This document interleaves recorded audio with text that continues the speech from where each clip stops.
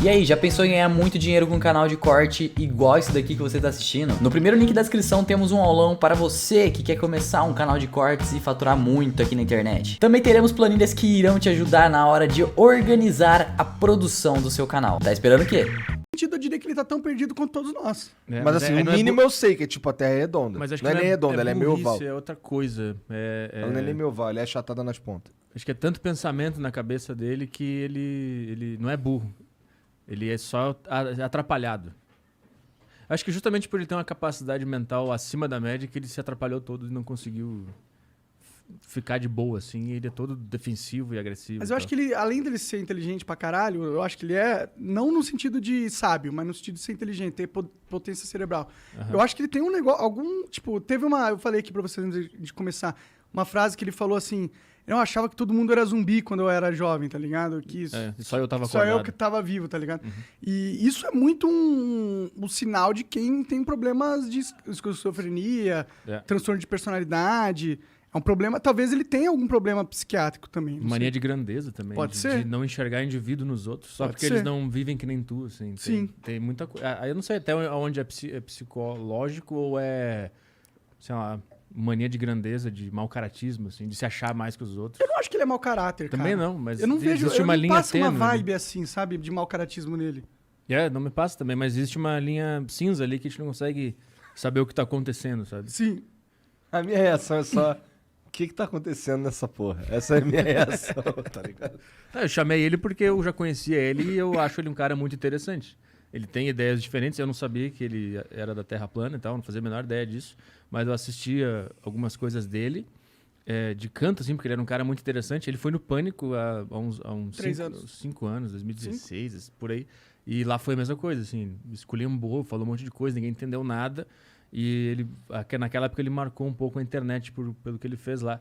E eu tinha ele já na mente, assim, era um cara diferente, ele tem uma vida diferente e tal, e eu gosto de entrevistar pessoas diferentes no A Deriva.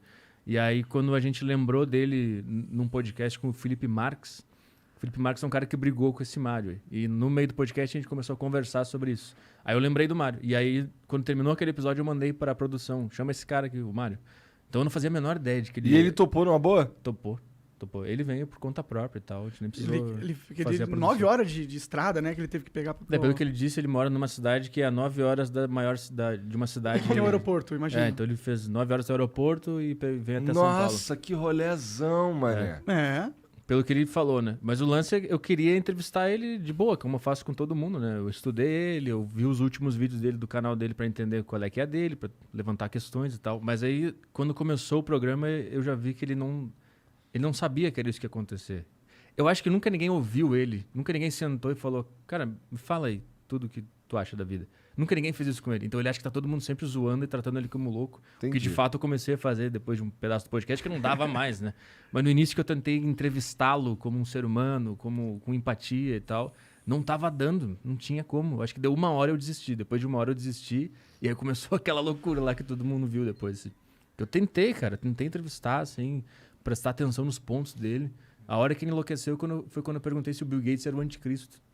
Mas tu perguntou isso daí baseado em quê? Porque ele tava falando, porque o Bill Gates é isso, aquilo, ele tá fazendo tarará. Começou a falar das ideias dele sobre o Bill Gates. E aí eu perguntei: qual é o papel dele nessa tese? Ele é o anticristo? Ele é o que diz? Porque falam muito de anticristo, eu não sei quem é. É ele?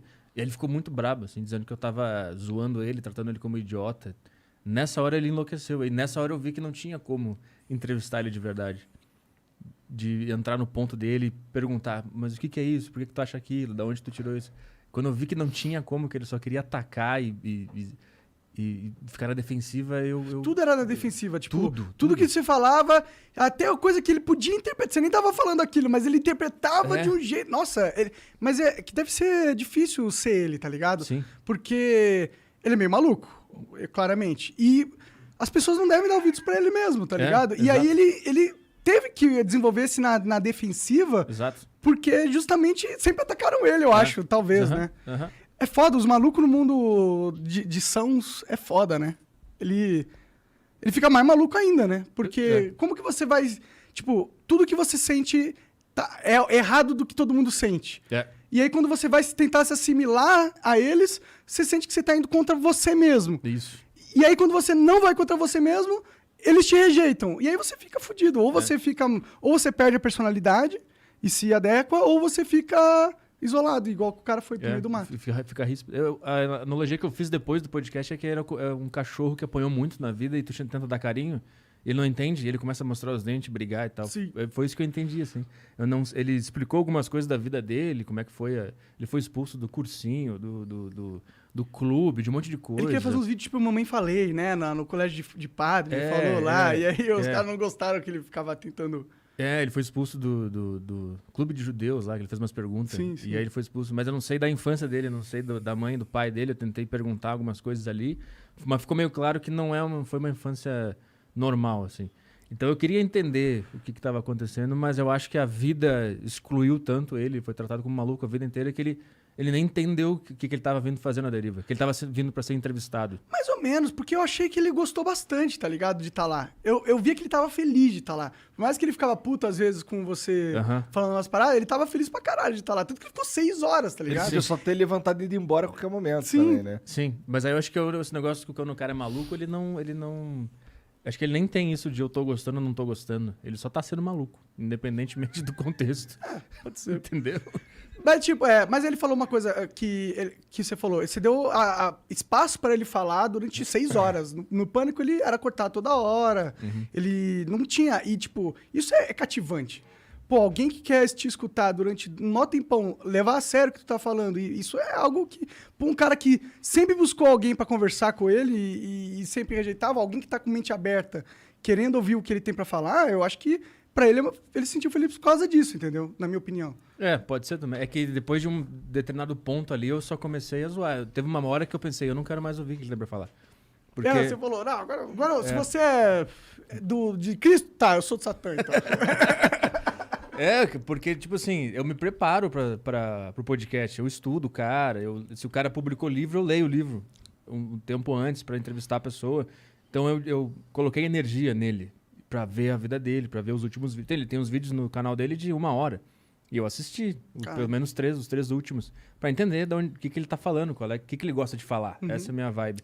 E aí, quando eu vi que ele meio que desrespeitou o tempo que eu investi nele, aí eu caguei mesmo. Aí eu desisti de entrevistar ele e aí eu não ouvi mais. Eu comecei só a zoar mesmo. Entendi. De propósito, assim, porque eu me senti desrespeitado no meu trabalho, então foda-se, não vou mais ouvir.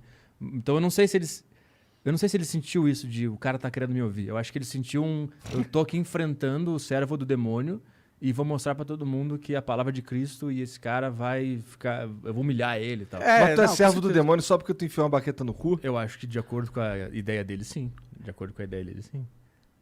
Mas como é que vocês chegaram no papo da baqueta? Ele já sabia ou tu que falou? Não, ele abriu o podcast com essa piada. Que eu achei do caralho, Ele inclusive. que trouxe a baqueta ou você tinha baqueta? Ele trouxe. Ele trouxe a baqueta. Ele trouxe. Então, a gente abriu o podcast e a primeira coisa que eu falei pra ele foi, cara, eu acho muito legal a provocação que tu faz com as pessoas famosas da internet. Porque ele é conhecido por isso. Aí ele falou, e se fosse com você? Eu falei, faz, porra, você é do caralho.